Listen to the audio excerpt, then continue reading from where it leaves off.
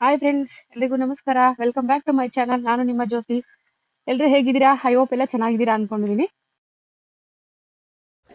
ಈ ತರ ಬರ್ದು ಏಯ್ ಆಟೋ ಆಹಾ ಗೊತ್ತಲ್ಲ ನನಗೆ, ಮರ್ತೋಗೈತೇನಾ?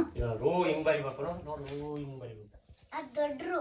ದೊಡ್ಡರು ಚಂದ್ರು ಒಂದೇ ಇರೋದು. ಏನು ಕೇಳು, ನಿಜ. ರೂ ಒಂದೇ ಅಲ್ವೇನ್? ರೂ ಅಲ್ಲೇನಪ್ಪ, ಎರಡು ಇರೋದು. ರೂ ಒಂದೇ ಇರೋದು. ಒಂದೇ ಇರೋದು ತಾತ. ರು ಅಷ್ಟೇ. ಲೇ ರೂ ರೂ ಕರಲೇ. ಏ ಯಾರು ಬರ್ಸಿದ್ಯೋ ನೀನು ತಾತನ ಕೈಲಿ? ಯಾವ್ದು ಅಲ್ಲ? ಹಾ, ಇನ್ನೊಂದು ರೂ ಯಾವ್ದು? ಇನ್ನೊಂದು ಐತೆ ರೂ.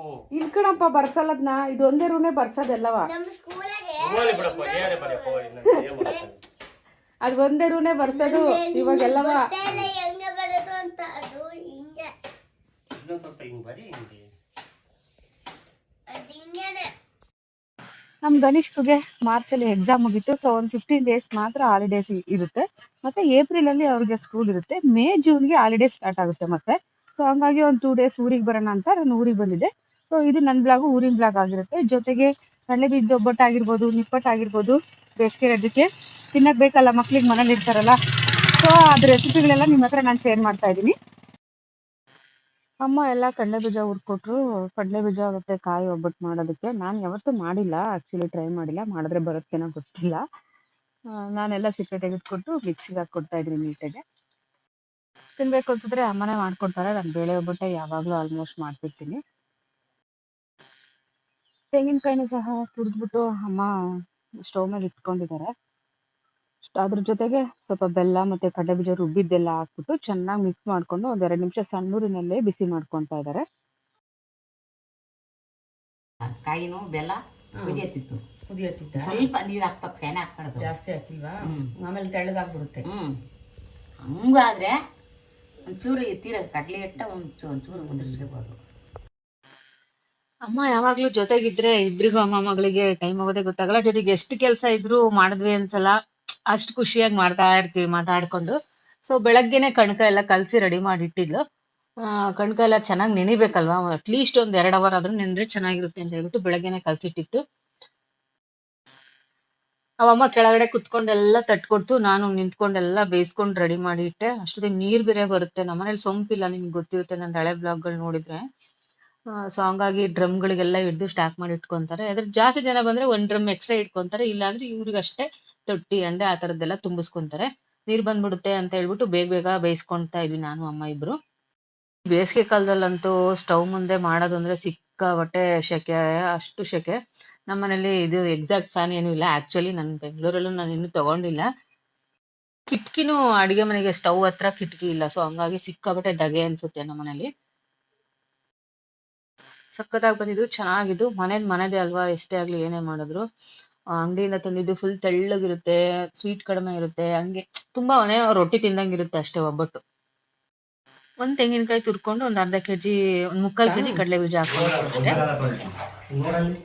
ತೊಟ್ಟೆ. ಅಂಡೆ ಕಾಯ್ತಾವಲ್ಲ, ಅವ ತೊಟ್ಟಿ ಇನ್ನೂ ತುಂಬಿಲ್ಲ. ಬರ್ತಾವ ಅಷ್ಟು ನೀರು? ಹೌದಾ?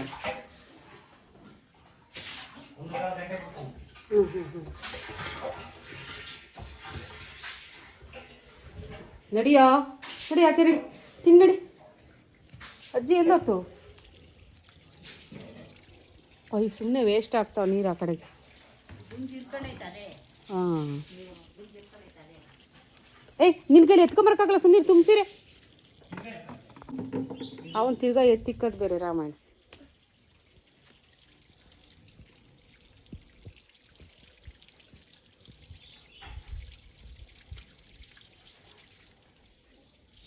ಗುಂಜಿಕ್ಕು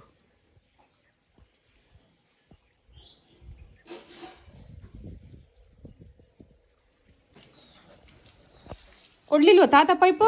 ಕೀಳ್ಬೇಡ ಕೂಡ ಬೈತೈತಿ. ನೋಡಲ್ ಪೈಪ್ ಕಿತ್ತಾಳ್ತಾಳ, ಕೀಳ್ತಾನ ಅವನು. ನೀನ್ ಕೊಟ್ಟಿಲ್ಲ ಅಂದ್ರೆ ಇವಾಗ ನೆನಾಕಿ ಅವ್ರನ್ನ ಈ ಕಡೆಗೆ ಇಕ್ಕ. ಹಂಗೆ ಬಿಡು, ಎಲ್ಲ ತಕ್ಕ ಬಿಡು, ಎಲ್ಲ ತಕ್ಕ ಬಿಡು. ಆ ಕಡೆಗೆ ರೋಡ್ಗೆಲ್ಲ ಬಿಡೋ, ಕ್ಲೀನ್ ಆಗ್ಲಿ ಆಗಂಗೆ.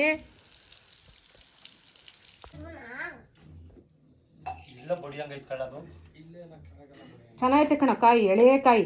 ಫಸ್ಟ್ ಕುಡಿ. ಇದೆಯಾ TVS ತಾಗೆ? Next stop is next stop is ಹೇಳು ಯಾವುದು?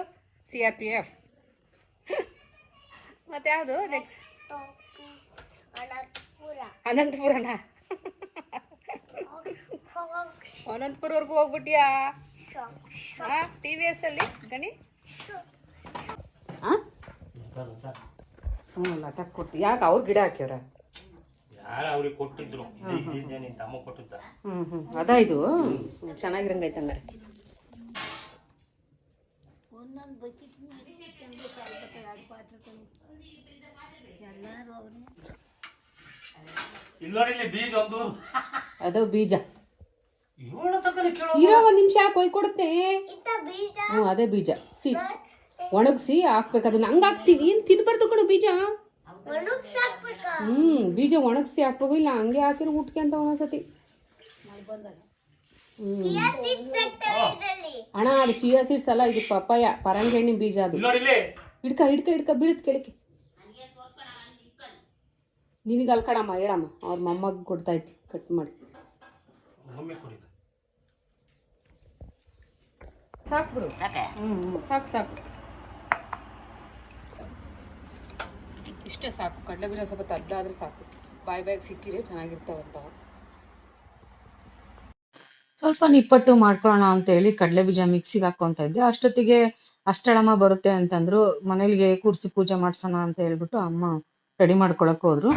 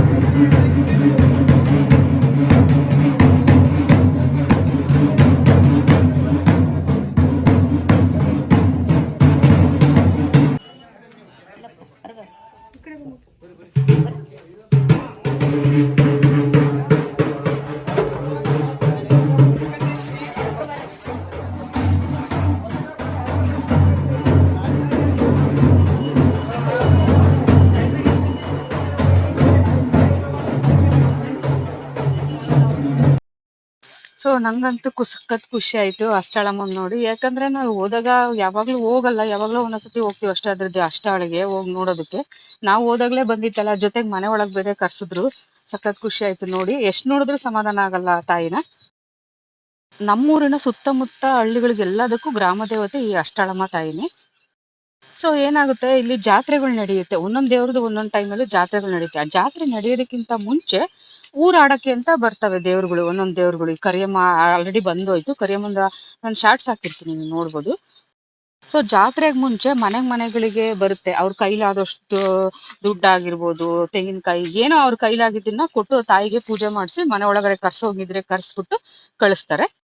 ಸೊ ಇದೇ ತರ ಮೊದ್ಲಿಂದನೂ ಪ್ರತಿ ವರ್ಷ ನಡ್ಕೊಂಡ್ ಬಂದಿರೋದು. ತಾಯಿಲೂ ಸಹ ಅಷ್ಟೇ, ಎಣ್ಣೆ ದೀಪಕ್ಕ ಎಣ್ಣೆ ಅವ್ರ ಕೈಲಿ ಏನಾಗುತ್ತೋ ಅದನ್ನ ಕೊಡ್ಬೋದು. ಸೊ ನಾನ್ ಬೆಂಗಳೂರಿಂದ ಹೋದಾಗ ನನಗೆ ನೋಡೋದಕ್ಕೆ ದರ್ಶನ ಆಗಿದ್ದು ಸಖತ್ ಖುಷಿ ಆಯ್ತು.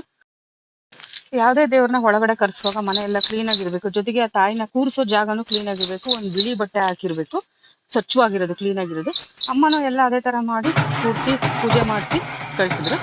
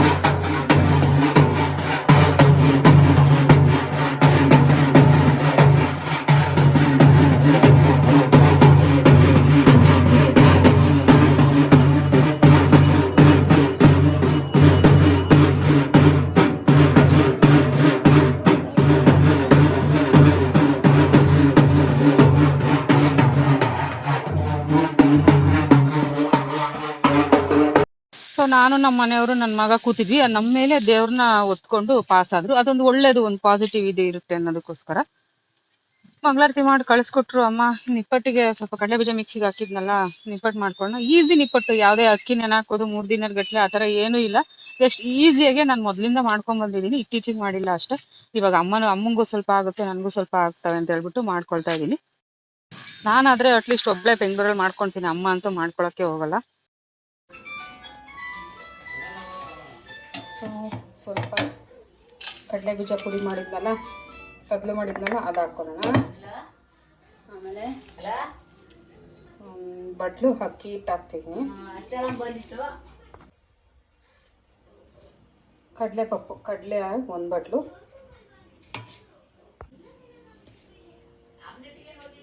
ಮೈದಾ ಹಿಟ್ಟು,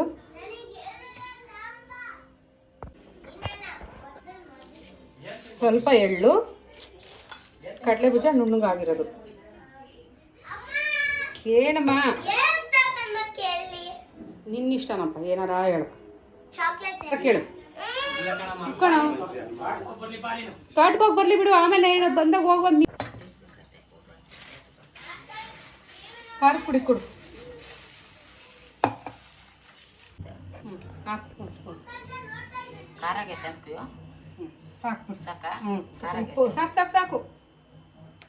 ಉಪ್ಪು ಪುಡಿ ಒಂದು ಸ್ಪೂನ್ ಹಾಕು. ಸ್ವಲ್ಪ ಕರ್ಬೇವಿನ ಸೊಪ್ಪು ಬೇಕಾದರೆ ಕತ್ತರಿಸಿ ಹಾಕ್ಬೋದು, ಸಣ್ಣಗೆ 1 ಸ್ಪೂನ್ ಹಾಕು. ಉಪ್ಪು ಹಾಕು, ಸಾಕು.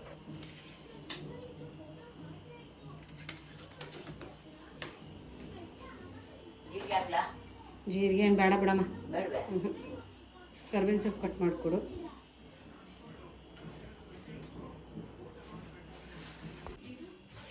ಚಿರೋಟಿ ರವೆನೆಯಾ? ಸುಮ್ಮನೆ 1 ಸ್ಪೂನ್ ಟೇಸ್ಟಿಗೆ.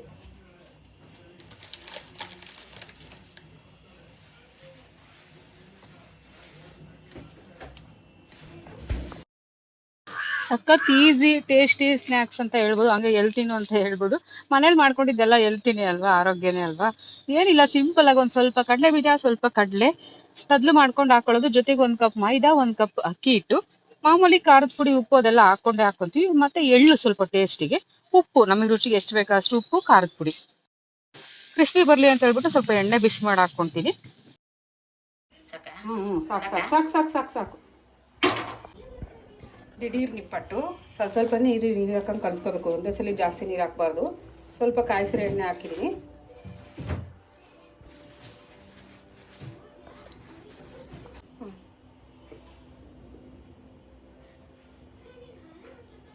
ಸಾಕು ಬಿಡಮ್ಮ. ಕೆಲವ್ರಿಗೆ ಮೆಣಸಿನ್ಕಾಯಿ ಬೀಜ ಇರುತ್ತಲ್ಲ, ಅದನ್ನ ಹಂಗೆ ಉದುರಿಸ್ತಾರೆ, ಅದಿಷ್ಟ ಆಗುತ್ತೆ. ನಾನು ಜಸ್ಟ್ ಖಾರದ ಪುಡಿನೇ ಹಾಕ್ತೀನಿ, ಮೆಣಸಿನ್ಕಾಯಿ ಬೀಜ ಏನು ಹಾಕಲಿಲ್ಲ. ಆಮೇಲೆ ಕರ್ಬೇವಿನ ಸೊಪ್ಪು ಅದನ್ನು ಸಹ ಕಟ್ ಮಾಡಿ ಹಾಕೊಂಡೆ, ರುಚಿನೂ ಚೆನ್ನಾಗಿರುತ್ತೆ, ಜೊತೆಗೆ ಒಳ್ಳೇದಲ್ವಾ. ನನ್ನ ಪುಟಾಣಿ ಫೈನಲ್ ಆಗಿ ಸ್ವಲ್ಪ ಅಭ್ಯಾಸ ಆಯ್ತು, ಹಂಗೆ 4-5 ತಿಂಗಳಾಗಿತ್ತು ಊರಿಗೆ ಹೋಗಿ, ಅಭ್ಯಾಸ ಇರಲಿಲ್ಲ. ಇವಾಗ ಸ್ವಲ್ಪ ಮಕ್ಕಳ ಜೊತೆ ಹೊರಗಡೆ ಆಟ ಆಡ್ಕೊಂಡು ಹೊಂದ್ಕೊಳಕ್ ನೋಡ್ತಾ ಇದ್ದಾನೆ. ಪುಟಾಣಿಗಳು ಏನ್ ಮಾಡ್ತದವೆಲ್ಲ ಕೈಗೆ ಕೊಟ್ಟಿರೋ ಎತ್ಕರ ಗಮ್ಮಂಟಾಗ್ತವ್ರೆ. ಅದಕ್ಕ ಅದನ್ನ ಕಟ್ಟಿ ಸೈಕಲ್ ಹಿಂದಕ್ಕೆ ಹೋಗದಾ? ದಾರ ಕಟ್ಟಿ ಐ ಸುಂಗಿರ ತರಲಿ.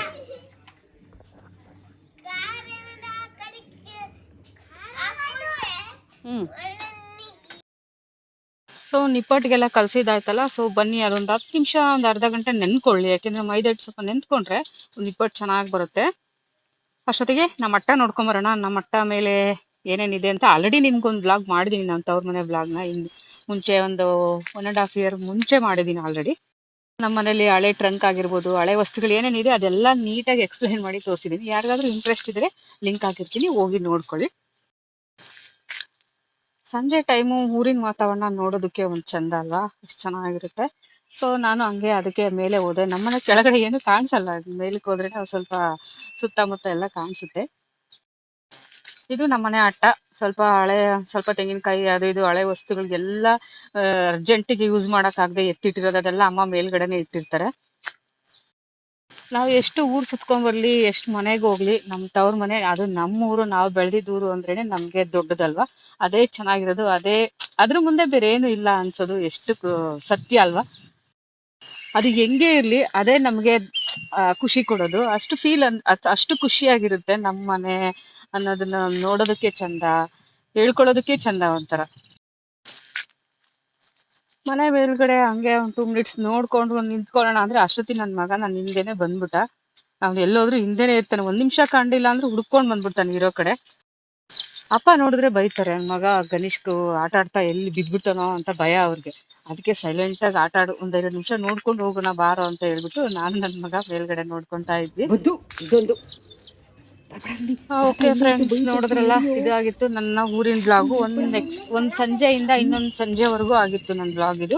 ನಿಮ್ಗೆಲ್ಲ ಇಷ್ಟ ಆಗಿದೆ ಅನ್ಕೊಂತೀನಿ. ಇಷ್ಟ ಆಗಿದ್ರೆ ಒಂದು ಲೈಕ್ ಮಾಡಿ. ನೋಡ್ತೀರಾ, ಲೈಕ್ ಮಾಡಲ್ಲ, ಪ್ಲೀಸ್ ಒಂದು ಲೈಕ್ ಮಾಡ್ಕೊಳ್ಳಿ. ಇಷ್ಟ ಆದ್ರೆ ಹಾಗೆ ಕಮೆಂಟ್ಸ್ ಹಾಕಿ, ಚೆನ್ನಾಗಿದೆ, ಒಂದ್ ಸೂಪರ್ ಅಂತ ಅಟ್ಲೀಸ್ಟ್ ಒಂದು ಕಮೆಂಟ್ಸ್ ಹಾಕಿ. ನಮಗೂ ಖುಷಿ ಆಗುತ್ತೆ ನೆಕ್ಸ್ಟ್ ಒಂದು ಬ್ಲಾಗ್ ಮಾಡೋದಕ್ಕೆ. ಇನ್ನು ನನ್ನ ಬ್ಲಾಗ್ ಅಲ್ಲಿ ಏನ್ ಮಾಡ್ಬೋದು ಅನ್ನೋದನ್ನು ನೀವು ಕಮೆಂಟ್ಸ್ ಮೇಲೆ ನನಗೆ ತಿಳಿಸ್ಬೋದು. ಏನ್ ಬೇಕಾಗಿತ್ತು ನನ್ನ ಬ್ಲಾಗ್ಗೆ, ನಾನು ನನ್ ಸುತ್ತ ಇರೋದನ್ನ ಅಷ್ಟೇ ಹಾಕ್ತಾ ಹೋಗ್ತೀನಿ. ನನಗೇನ್ ಈಸಿಯಾಗಿ ಸಿಗುತ್ತೆ ಅದನ್ನಷ್ಟೇ ಹಾಕೊಳ್ತಾ ಹೋಗ್ತಿರ್ತೀನಿ. ಜೊತೆಗೆ ಹಂಗೆ ನಿಮ್ಗೂ ಸಹ ಅದರಿಂದ ಏನಾದ್ರೂ ಯೂಸ್ ಆಗ್ಬೇಕು, ಒಂದ್ ರೆಸಿಪಿ ಆಗ್ಲಿ, ಏನಾದ್ರೂ ಒಂದು ಅದರಿಂದ ನೋಡಿದ್ರೆ ನಿಮ್ಗೆ ಖುಷಿ ಇರ್ಬೇಕು, ಆ ತರದ್ದನ್ನೇ ಆದಷ್ಟು ಹಾಕಕ್ ಟ್ರೈ ಮಾಡ್ತಿರ್ತೀನಿ. ಸೊ ನಿಪ್ಪಟ್ಟು ಕಲ್ಸಿಕ್ ಹೋಗಿದ್ನಲ್ಲ, ಸ್ವಲ್ಪ ಹಂಗೆ ಆರಾಮಾಗುತ್ತೆ ಅಂತ ಹೇಳ್ಬಿಟ್ಟು ರೆಸ್ಟ್ ಮಾಡ್ಬಿಟ್ಟು ನಿಪ್ಪಟ್ಟು ಅಮ್ಮ ತೊಟ್ಕೊಡಕ್ ಸ್ಟಾರ್ಟ್ ಮಾಡಿದ್ರು. ಅಮ್ಮಗೆ ಕೆಲಸ ಬೇಗ ಬೇಗ ಮುಗಿದ್ ಬಿಡ್ಬೇಕು, ಪೆಂಡಿಂಗ್ ಇಟ್ಕೊಂಡ್ ಕುಡ್ದು. ನಂತರ ಒಂದ್ ಸ್ವಲ್ಪ ಬಿಡು, ನಿಧಾನಕ್ಕೆ 2 ಮಿನಿಟ್ಸ್ ಬಿಟ್ಟು ಮಾಡ್ಕೊಳ್ಳೋಣ ಅನ್ನಂಗಿಲ್ಲ. ಅಮ್ಮ ಬೇಗ ಬೇಗ ಆಗ್ಬಿಡ್ಬೇಕು ಅಮ್ಮಗೆ. ಸರಿ ಆಯ್ತು, ನೀನ್ ತಟ್ಕೊಡು, ನಾನು ಬೇಯಿಸ್ಕೊಂತೀನಿ ಅಂತ ಹೇಳ್ಬಿಟ್ಟು ಬೇಯಿಸ್ಕೊಂಡು, ಸೊ ಫೈನಲಿ ನಿಪ್ಪಟ್ಟು ಅಂತೂ ಸಖತ್ತಾಗಿತ್ತು. ನೀವು ಟ್ರೈ ಮಾಡಿ ಹೇಗಿತ್ತು ಅಂತ ಒಂದು ಕಮೆಂಟ್ಸ್ ಹಾಕಿ. ಆಕ್ಚುಲಿ ಊರಿಗೆಲ್ಲ ಮೀನ್ಸ್ ತವ್ರ ಮನೆಗೆ ಎಲ್ರಿಗೂ ಹೆಣ್ಮಕ್ಳಿಗೂ ಇದೇ ತರ ಫೀಲ್ ಇರುತ್ತೆ. 2 ದಿನ ಎಲ್ಲ ಸಾಕಾಗದೇ ಇಲ್ಲ ನಮ್ಗೆ.